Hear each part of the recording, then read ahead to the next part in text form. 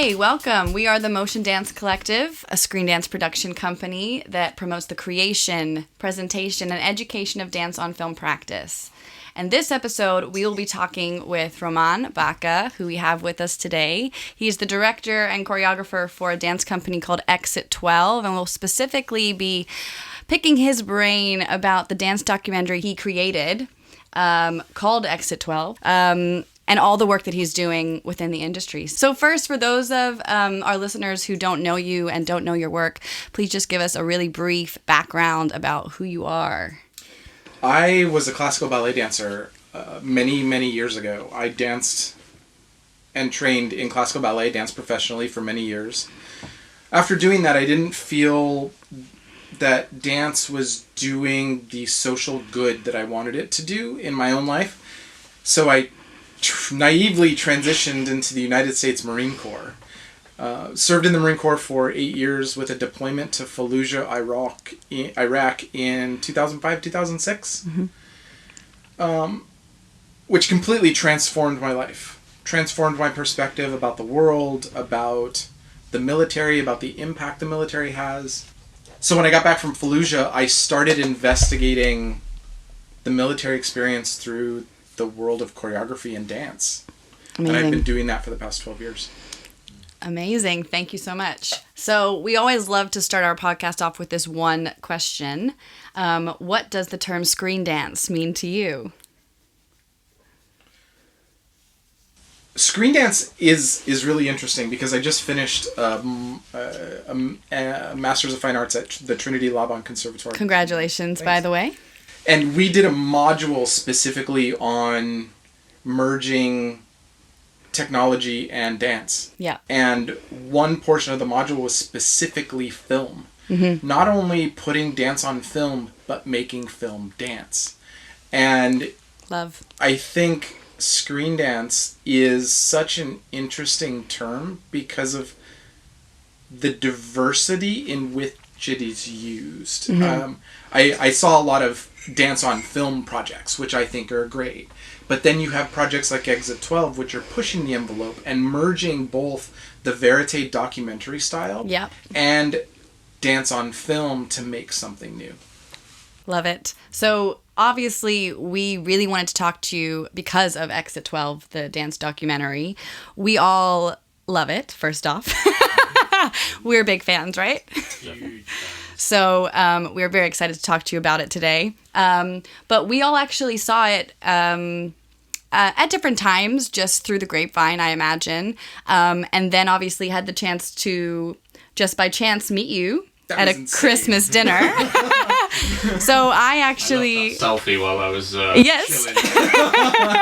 This amazing selfie through of everyone at dinner. So Roman's wife, Lisa, works for one of the same dance companies, dance schools that I work for. So we, by chance, met at a Christmas dinner one night, and I introduced you to Omari, my partner, and... obviously, the conversation from there just flowed because we knew that you were the creator of Exit12, and we just talked about it for the entire evening, basically. And messaged James, of course, to tell him that we were with you and make him a little jealous, that we were having all those conversations. So was Exit12 your very first experience of making a dance film?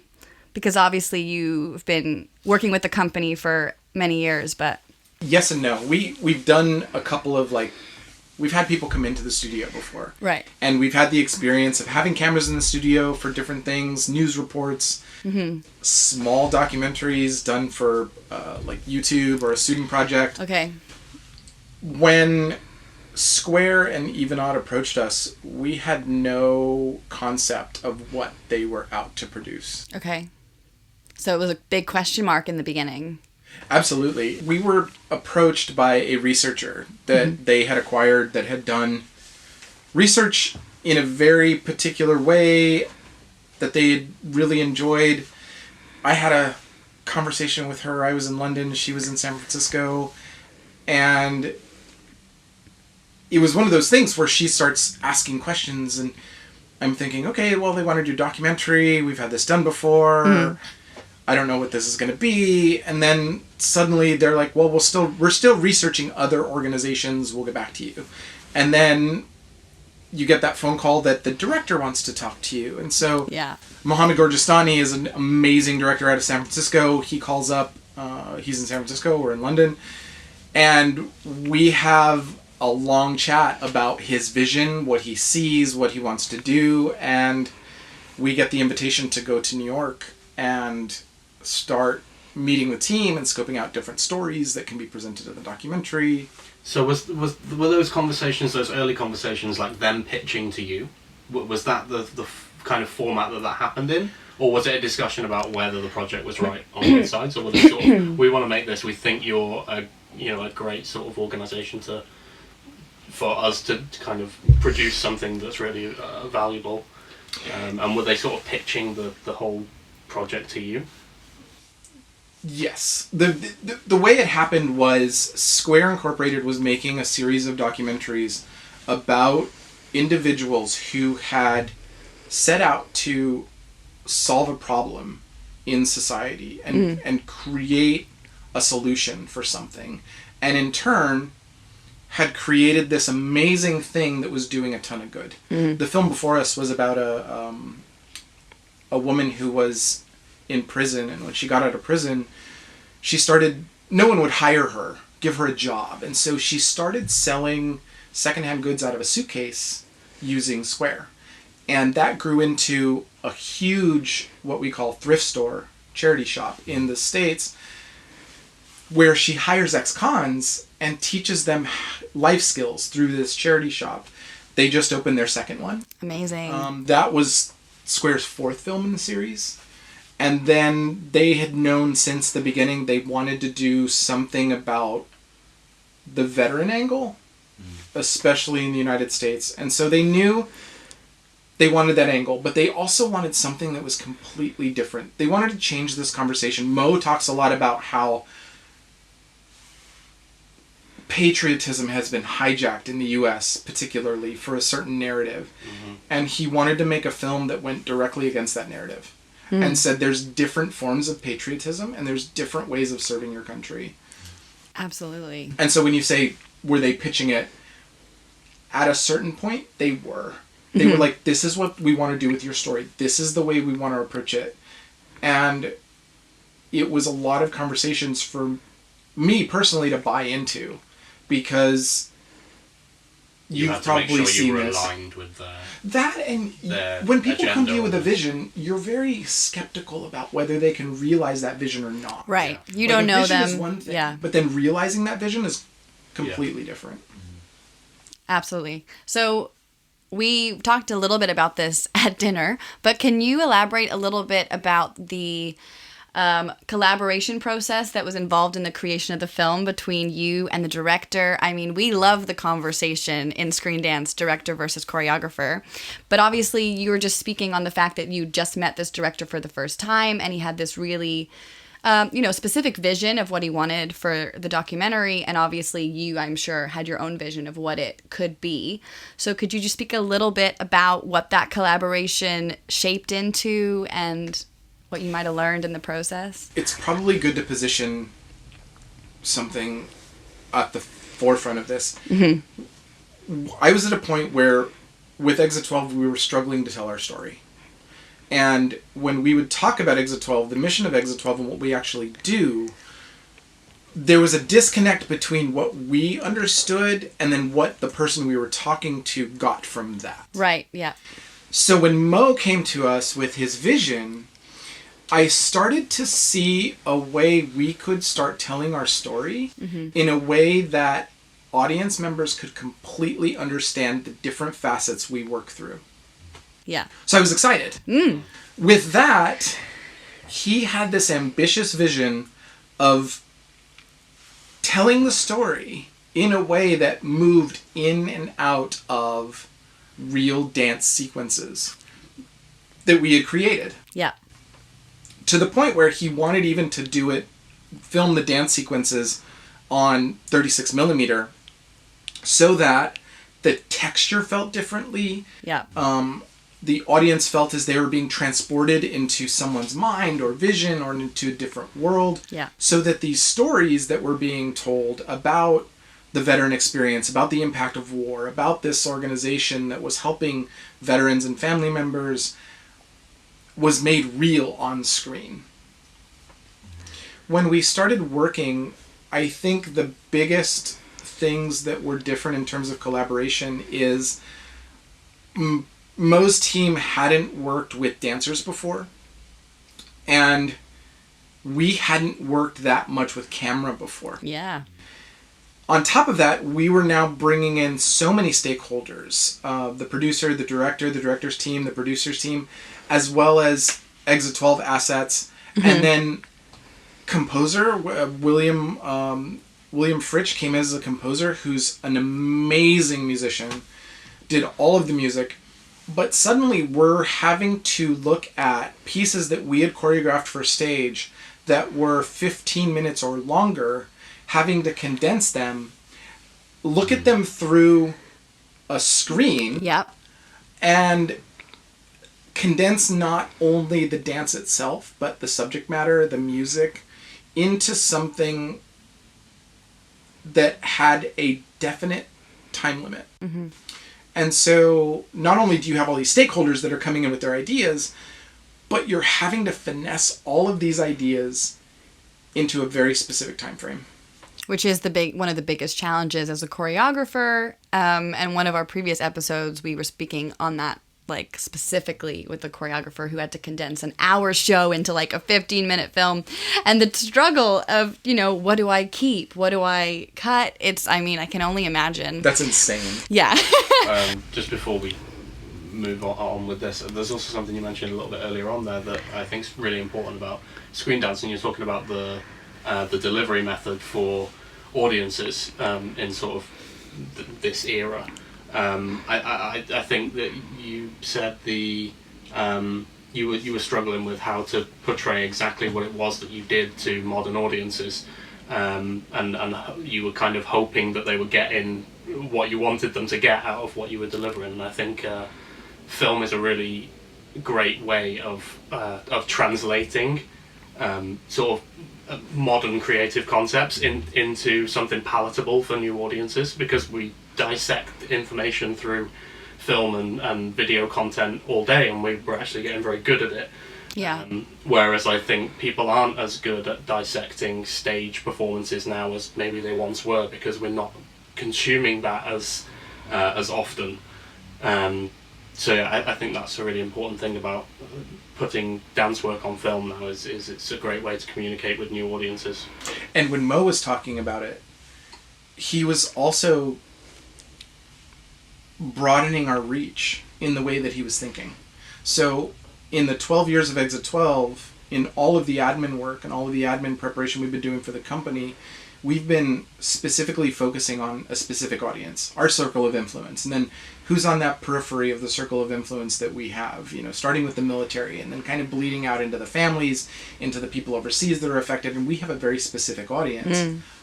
But when Mo started talking about this documentary, he's like, I want to reach every man. Yeah.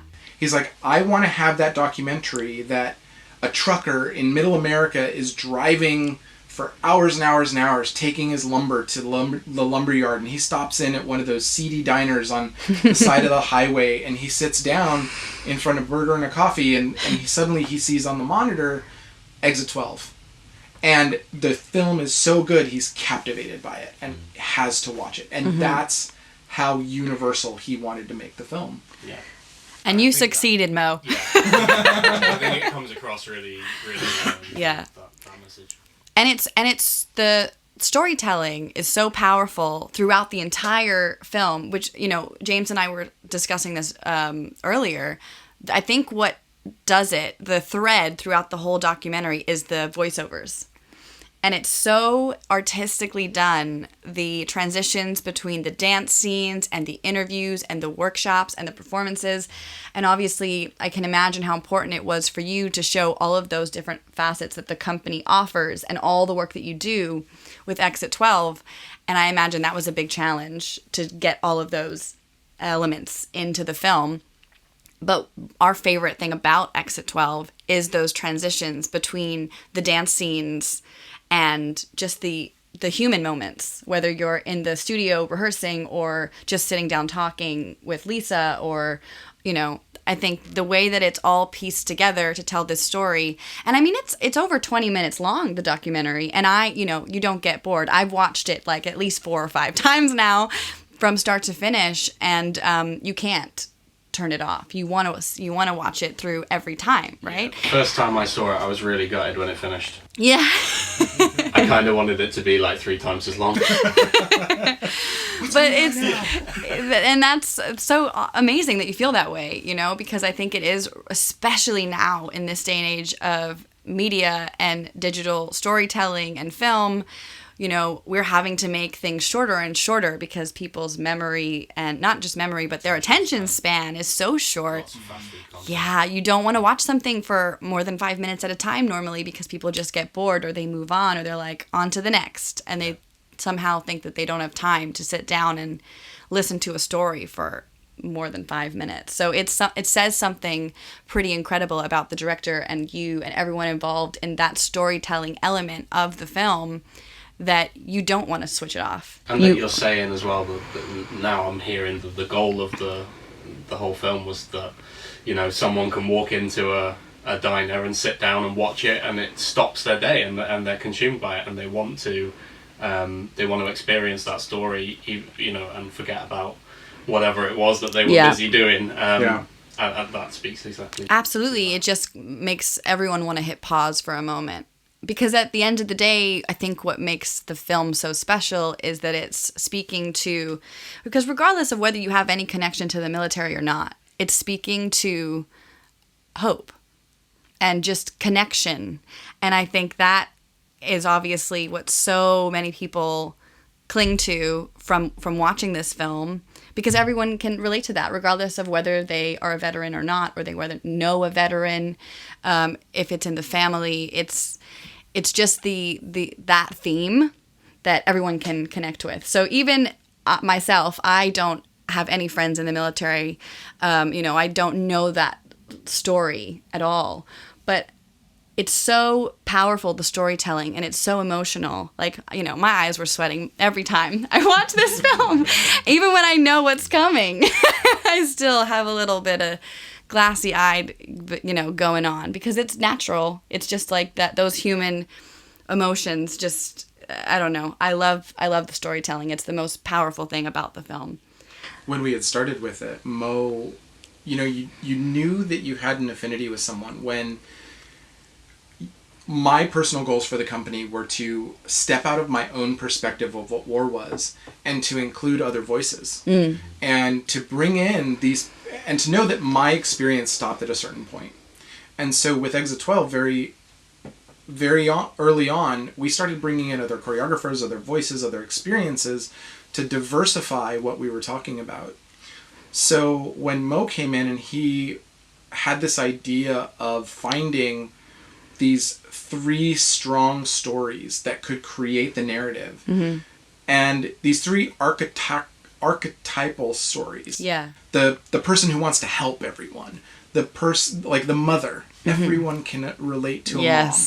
And like the greatest generation figure of this person who didn't serve in the greatest generation, but served in a war that is now history, that everyone can say, oh wow, like my grandfather served, or my uncle served, and like I can relate to this experience on a very small level, and then that person can broaden my understanding of it. It was completely genius. Oh, absolutely. And I think we spoke a little bit about the elements of the film where you actually see the words, the title of that dance phrase or that choreography. And I think one of them was Ever It's Peace, and then there's Sometimes Silence. Is that right? And that's really interesting, because I think it's very rare now in Screendance to see titles in the middle of the film. You know, normally you'll see it. Yeah, you'll see it at the beginning and you get the credits at the end. It's very rare that they would interrupt the images with a title or a thing, an announcement like that.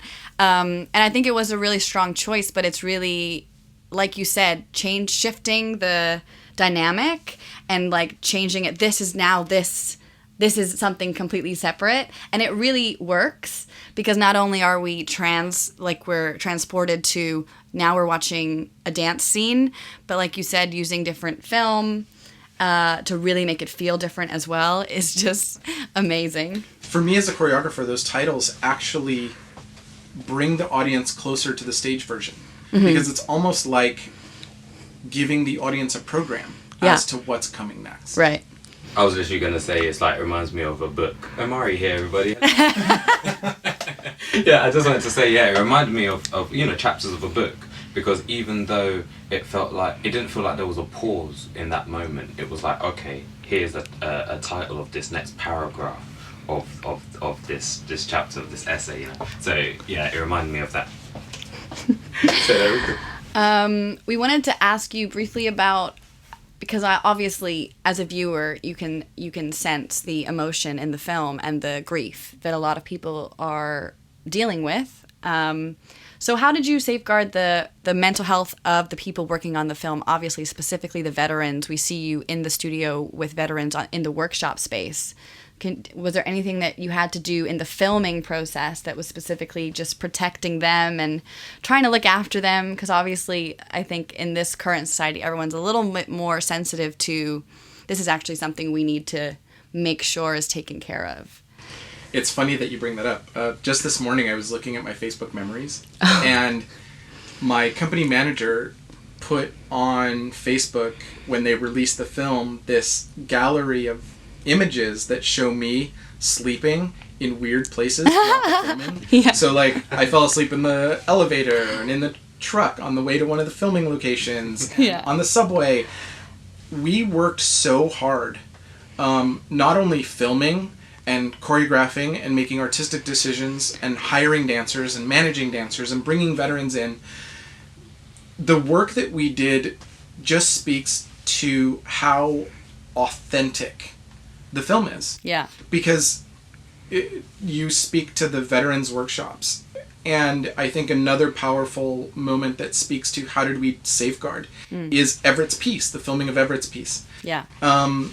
In the veterans workshops, we had a long conversation with the veterans outside of the studio to tell them exactly what we were doing, exactly the aims of this documentary. And the most important thing is that we were going to run the veterans workshop exactly like we run it outside of the filming space. Yeah. And that nothing was going to change that. Mm-hmm. And we had a long conversation with Mo about it and the producers, to the point where in the veterans workshop, when something started going awry, you didn't see me running around trying to touch base with everyone to make sure that we were still on the same page, nothing was inauthentic, and everybody felt okay with what was going on. Yeah. One of those examples was in the veterans workshop, we do this thing called Repurposing Movement, where we have everyone write down an emotion or something they're feeling, and then we have them create separately a phrase of movement based on their military training or on 5 words that are violent: hit, kick, punch. And then after they've created that phrase physically, we have them repurpose that to reflect the word that they had written down. And it introduces this concept of we don't necessarily have to be what we were trained to be. Mm-hmm. And also, we are in control of how we come off to other people. And sometimes they don't see us the way we want them to see us. And we're in control of that. And we can change that. Mm-hmm. Well, in the middle of this, during the filming, we're all working, making those movements, and then we transition and everybody's trying to change these movements to reflect love or peace or some other emotion or feeling. And Everett, the veteran in the film, just starts walking around, tapping people on the shoulder ever so politely, and asks them if he could give them a hug. Wow. And as soon as I saw this going on, I ran straight up to Mo and I was like, did you make him do that? Because right. If you made him do that, that is so inauthentic. And he just calmly looked at me. Mo was so calm during all of my outbursts. He just looked at me and he was like, no, Everett's doing that by himself. Yeah. And that's just Everett. Yeah, it just speaks to how amazingly kind and loving Everett has come to be and how we just made sure that everybody was okay in their skin. And they felt safe. Things were going on. Yeah. That's amazing. And that's lovely to hear. I mean, I think the workshop scene where you actually get to see the work that you do with the veterans and, you know, using your art to be that therapy for them and give them an outlet to work through their grief and their trauma and everything else that I imagine they went through, is definitely one of the more powerful moments, because we're actually seeing you in action, actively, you know, doing the things you set out to do with your company, which I imagine is sort of the source of all of the work that you do. Yeah. So it's amazing to get a little bit of a look into that part as well, you know, because so often when we're making a dance film, it's very, you know, a lot of it is about presenting this polished, dynamic, interesting product. Absolutely. And the fact that you were able to shift it into this, you know, dance documentary that has all these different elements in it, you know, and parts of it are uncut, parts of it are raw, parts of it are very authentic and real, and then it's sort of like connected to those other more polished, choreographed moments. I think that's what makes it so interesting and what makes the piece so special. And I think it also caused Mo to pull his hair out at points. Yeah. He would ask us to do things, and for me, honesty, integrity, and authenticity were extremely important. And so when they would say, do XYZ, I would have to go into the back of my brain and say, okay, what do I do naturally? Mm-hmm. Or what would I do in this situation being myself that would fit? Rather than doing something choreographed or staged to make Mo happy, I think it says a lot for him letting that authenticity happen. Yeah. And then showcasing that authenticity through the documentary. So maybe we can transition into process, choreographer versus director, and that relationship. And there's a moment that I'd really specifically like to maybe start this conversation off with. It's also in Everett's piece. I think it might even be the very last shot of that when he comes into frame. It's extreme close-up Just his of him, face. and you can see his eyes are watering. Yeah. How do you go about, because that is a manufactured moment in a sense, because it's part of a choreographed section of the film. Absolutely. So that's a manufactured process. How do you go about getting that sort of performance from someone who isn't an actor, and obviously there's a very deep underlying causality for that moment? So maybe talk to us a little bit about the dynamic of producing those moments as a choreographer working with a director. I think it's important to understand like where Everett's piece came from. When talking to Everett about his inclusion in the film, we were sitting at a coffee shop in New York City, and he was retelling his first experience with repurposing movement, those 5 violent phrases. And just like he did the first time he walked into a dance studio, he demonstrated for Mo and the producers and the team bayonet training exercises, and completely demonstrated them like he had just been trained them. He explained that when he was going through this exercise, the word that he had written down was the word peace.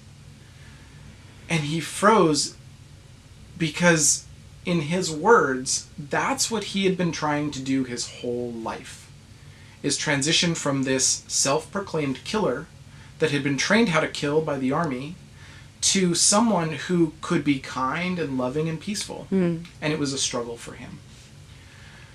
And so we started envisioning what we called Everett's piece, Piece, as this way to help him get closer to that realization. As we were moving along, we knew we wanted the bayonet sequences to be a big part of it, because especially in the United States Marine Corps, when they're teaching these bayonet sequences, in the doc you can hear the dancers yelling the word kill at the top of their lungs. Well, that's how we were trained. Mm-hmm. That's how the military separates that basic human trait of not being able to take another life and deadening it so that that's actually possible. Desensitizing. Yeah. So we're creating this work, we're creating these really hard, real moments that suddenly when we're doing the filming, we're in Fort Totten in New York City. We're surrounded by this militaristic looking concrete structures. We have decommissioned real 7.5 pound M16A1 service rifles from the Vietnam era that we're using. Wow. And suddenly, you know, Everett's in the midst of this. And for me, again, going back to the safeguarding piece, that means that I'm going to continue to talking to Everett, making sure that he's okay. The fact that he's just talking back to me means that he's still in the moment. We're not going anywhere completely crazy.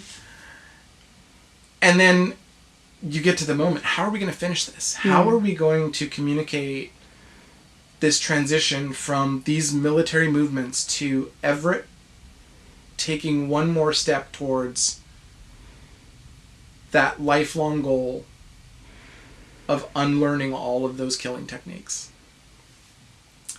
And so Mo and I, in the moment, had a conversation. He's like, you know, I want to do a close-up of Everett, and I want to get an emotional response. And so, like, he and I are going to have a conversation on camera, and we're just going to let it naturally happen.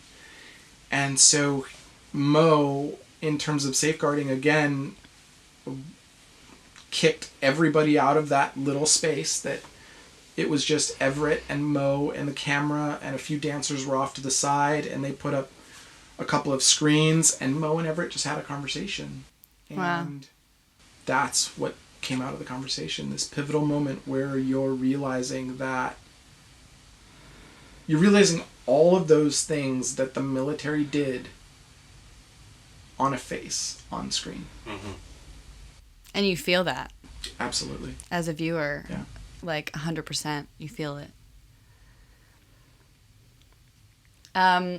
So Exit12, the company, is, you know, obviously known for performing in really unique spaces and places. So we were just wondering, you know, why is site-specific work important to your cause? And is there a reason? Because we see a little bit of that in the film. There's so many different spaces within the film. So why is that a choice that you wanted to make in the shooting of Exit12, the documentary? I love that you call it a choice. Okay. I think that's awesome. Going back to my military days, I understood that when I was starting the company that we would have to be mobile.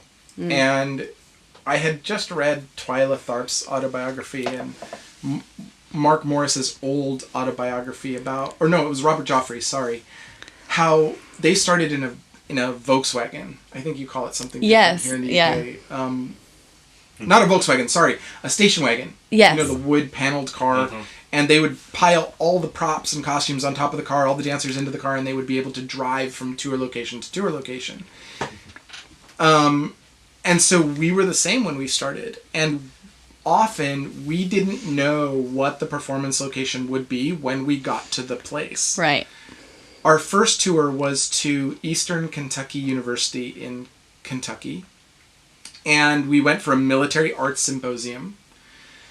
And we were the featured performance for the symposium. And the stage was an outdoor concrete venue. No.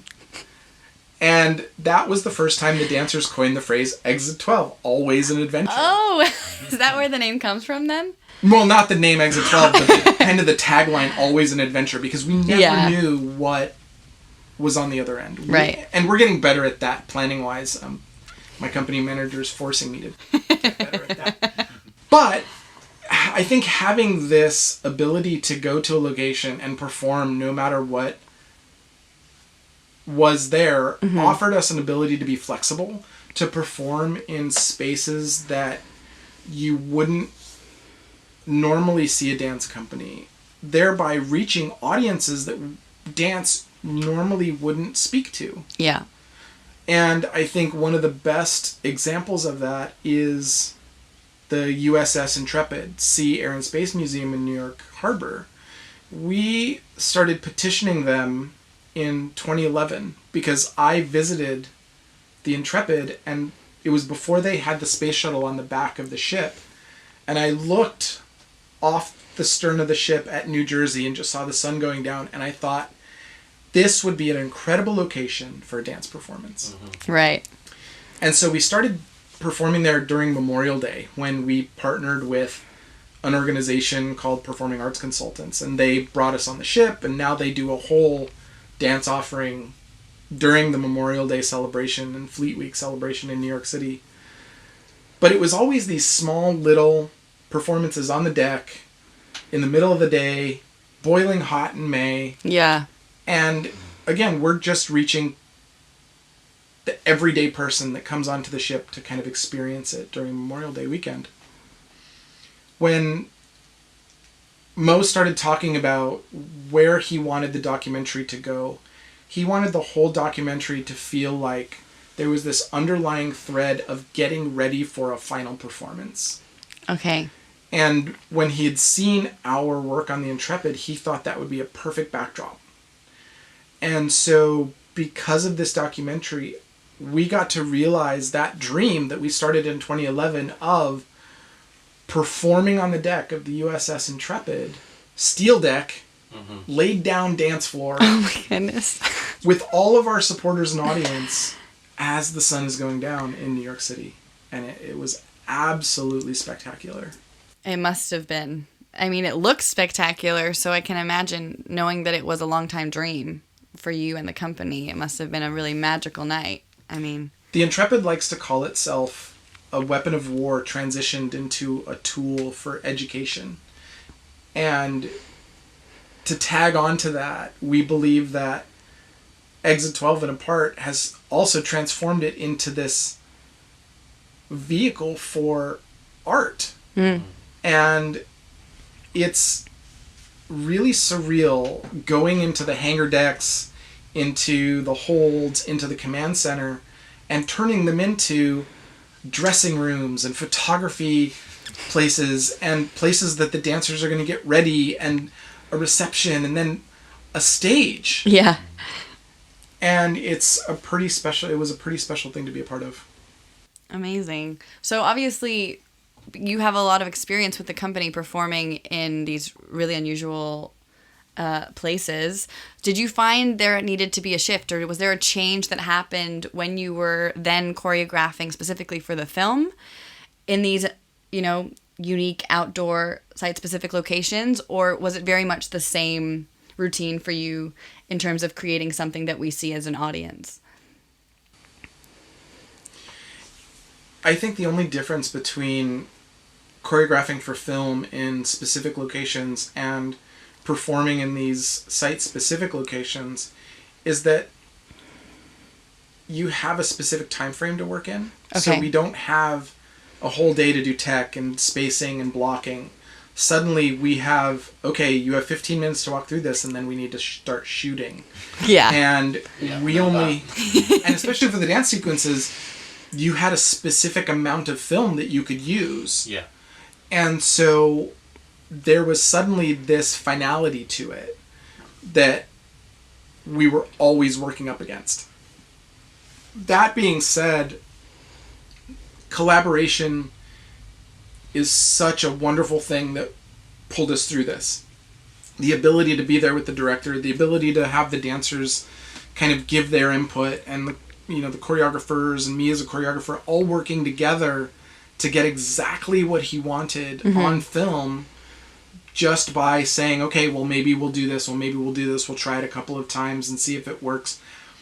And everybody was so open to that collaborative spirit that it made it easier than it could have been. Fabulous. So, speaking to your journey specifically, because obviously that's what attracted the company to your story, because they wanted to tell the world about you and the work that you're doing. I imagine you were quite a unique soldier I don't know. I mean, there can't be many. I'm sure there are. I'm sure there are others like you, Roman, but someone who was There's originally like a professional dancer, I mean, you know, a professional dancer before they joined the military. So, I mean, can you just speak what that was like? I saw an interview of you talking about sharing that element of your history with your superior in the military. So I guess my main question comes down to, did your history and your discipline of your dance training in any way, shape, or form like help and assist that journey of going to base camp and going through that base training as a member of the military?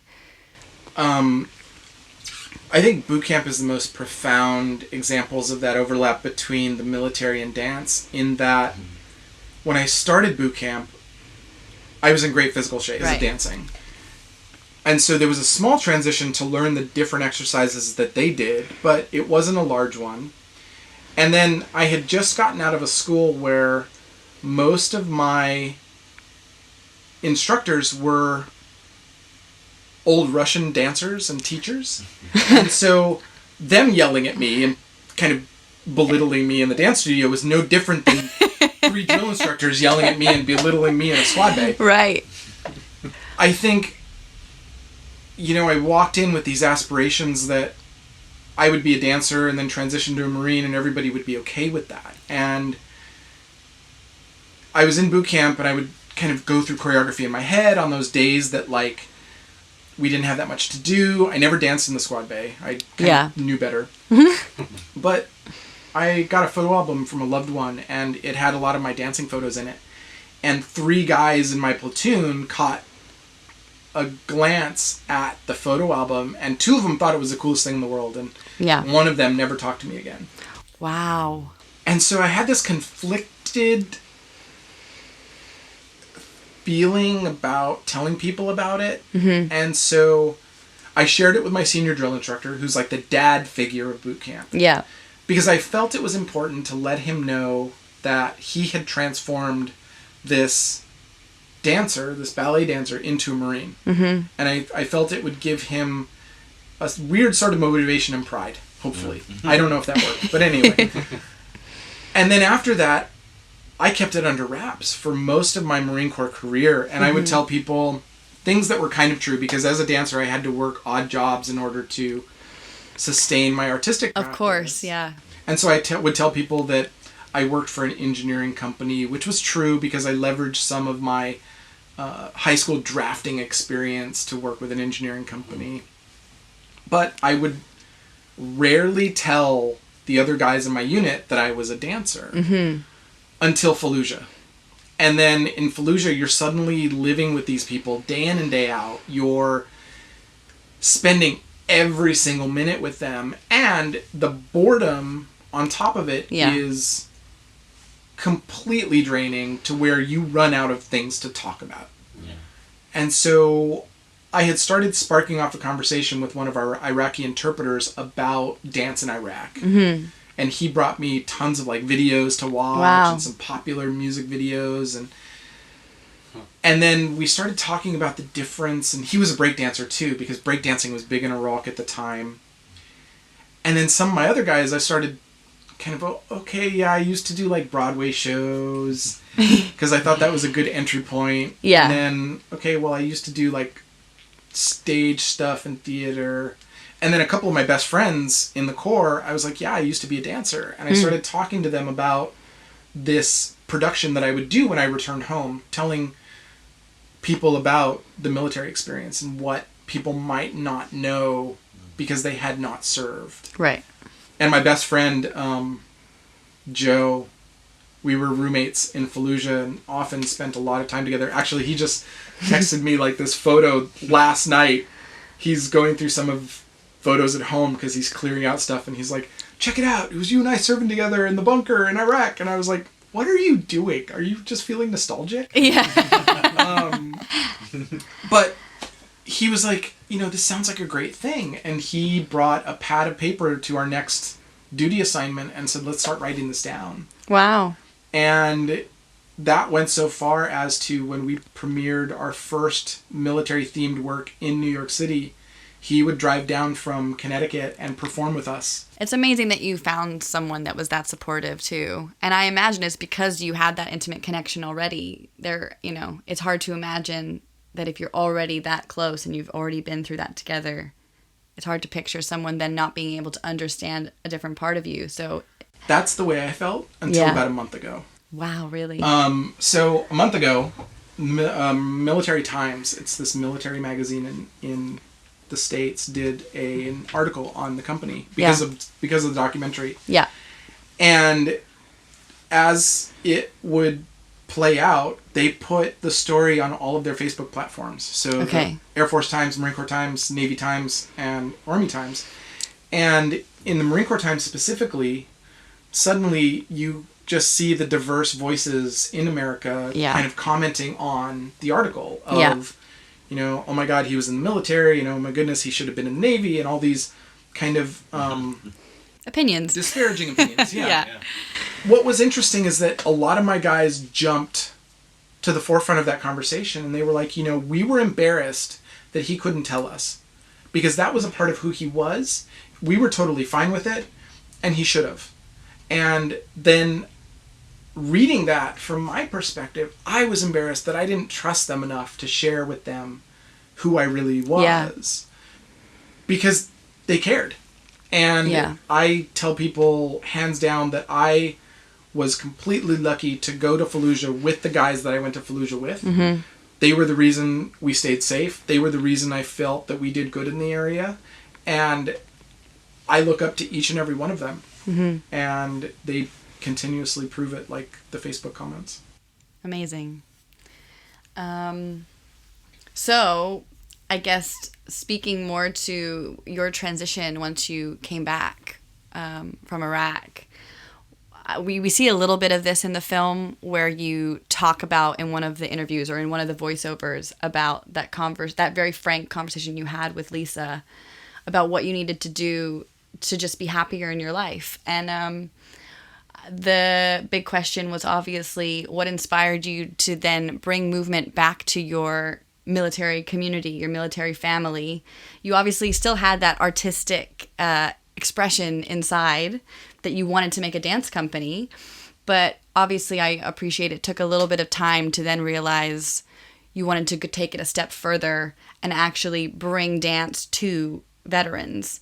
So what did that look like as a journey and having that realization, not just that I want to perform and I want to dance with other dancers, but I actually want to use this form of expression. I want to use dance to, help veterans. This company has been intertwined throughout Lisa's and I's life and my life since we started in weird and really, really profound ways.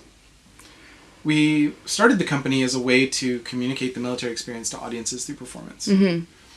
And there's the ups and downs of creating an organization that does that, understandably. Yeah. After we had been doing it for about 5 years, one of my platoon mates that I served with in Fallujah took his own life. And I remember getting the phone call from Joe and him saying that we were going to have a reunion, and the reunion was going to be at his memorial service. It's a tradition for Marines to stand guard over the casket of a fallen Marine. Mm-hmm. And so we were organizing a detail to do just that for the time that he was, the time before his memorial service and then after his memorial service. And that experience rocked me to my bone because alongside the journey of Exit12, I had been doing other things to affect the veteran cause. Creating fundraisers, doing like collections to send care packages overseas to the troops, etc. Yeah. And I knew I was doing something positive, but it didn't feel like I was making a large impact. So when this happened, I started to think about how I could have a larger impact. And I had gotten associated with this organization out of the States called The Mission Continues, which was a veterans organization that helped veterans get positions at nonprofits to help their own goals. Right. And so I found this company called Battery Dance Company. I got the fellowship. Battery Dance Company trained me in this thing they call Dancing to Connect, which brings divergent populations together through dance to start working together, create conversations. And then in what was a storybook-like event, sent me back to Iraq to do a dance workshop with Iraqi youth. And when I was working with these young people and seeing the power of movement and how it could transform the way they thought, the way they communicated, the way they developed a community, I thought that we could start doing this type of workshop with veterans, aimed at specific goals. So in the early days, there was a lot of talk around veterans getting jobs and furthering their education and doing more community service to parallel what they had done in the military so that they could come back better. And so that's what I developed the workshop to do, is like, we can do this to get veterans to think about their own identity and create some sort of self-affirmation. And then this segment will get them to thinking about how they're communicating at the workplace, and they can develop their communication style. And there were all these little tiny steps of like what that workshop was designed to do. Sort of reintegration aspect. But the most powerful thing about that is, after doing the workshop for 5 years and looking at it not only through the experience of doing it, but now looking at it on the theoretical side as well, what I started to realize was, sure, we were helping veterans develop more of a self-identity. Yeah, we were probably getting them to think about the way they were outwardly exhibiting who they were a little bit. But the most amazing thing that was happening out of each and every workshop is we were inspiring imagination. And I tell everyone that the best outcome of one of our workshops is when a veteran walks in very anxious about what they're going to do. They're going to dance, they're going to move, they're going to create. And they walk out and saying, I just did that. I wonder what else I can do. Yeah. And then they go and they embark on something instrumental in their own life. And that's the best outcome. Yeah, that's incredible. Was there anything else specifically about the film that you wanted to ask, James? I mean, I work more on the film side of things, so I'm always more curious about the technical aspects. You were shooting mixed formats, is that right? So you were shooting film and digital? Absolutely. Multiple formats of film? Do you know? No, they just had one. 16mm, was it? Was it 16mm? Kodak donated all of the film for the Wow. Well, that's not bad. We had one format, right, and we had a specific amount that we had to use. Yeah, it's really beautiful. Anyway, the way it came off, I did go and do some snooping on the production company, and I do follow now the cinematographer. So I'm keeping up to date with all of their work. But yeah, it was really beautiful. Is that Logan? Yeah. Yeah, Logan's incredible. Yeah. Just such. I think everybody working on that film was such a visionary, and also went above and beyond what I expected as a choreographer. I mean, from Logan's work to the work of William, the composer, the times I could just call William up, get on the phone, and be like, I just got your latest working of this piece. Can we try this instead? And he'd be like, yeah, let's do it. I'll have a new thing for you at the end of the week. Wow. And it was absolutely unheard of for these people to go to these lengths to create. Was there much conversation like that throughout the process in terms of the look of the film? were you involved in those conversations, or was that very much with the director and the cinematographer? It was interesting because as much as I wanted to be a part of that process, I also wanted to respect their room as creators. But every time I tried to step out of that process, somebody would push me back in and be like, you need to look at this and you need to have a say in how this is coming about. And I gotta tell you, I just completely respect Mo's vision. Every time I looked at the little screen that they were tracking the Steadicam with, I was flabbergasted with just how good it was and how polished of an eye he had and what he was looking for. And there were moments where, you know, the usual dancer critiques come in of like, okay, well, you can't shoot that because you're getting this angle and that's not a really good angle. But there weren't many of those moments. More of the moments around, you know, what do we want this to look like and what will the finished product look like were so much more fun. One of my favorite shots is the continuous shot of Angela in the house. The mother? Oh, that's our favorite. We love that shot. Where the Steadicam started, you know, at her face, and the Steadicam goes and just keeps on going through the pictures. Finds the TV. Finds the TV. Screen within a screen. The lengths they went to find a DVD player for that television. Oh my god. Anyway, and then comes through the door and then transitions almost seamlessly into the dance. Yeah. Mo will tell you that they advocated hard to keep that shot in because nobody wanted it. Really? And they said it wouldn't be well received. And oh no, it's the best shot. The just everybody I've talked to about that shot and mentioned that shot to is like, oh my god, I just love that. Like, now, I agree. I absolutely agree. It's just a shot that grabs you and pulls you along. I think it's the power of the voiceover at that moment as well. The introduction to her character and what her story is going to be throughout that scene is so powerful with that long shot to just see her in her environment and really have an intimate introduction to her, and then to transition so seamlessly into the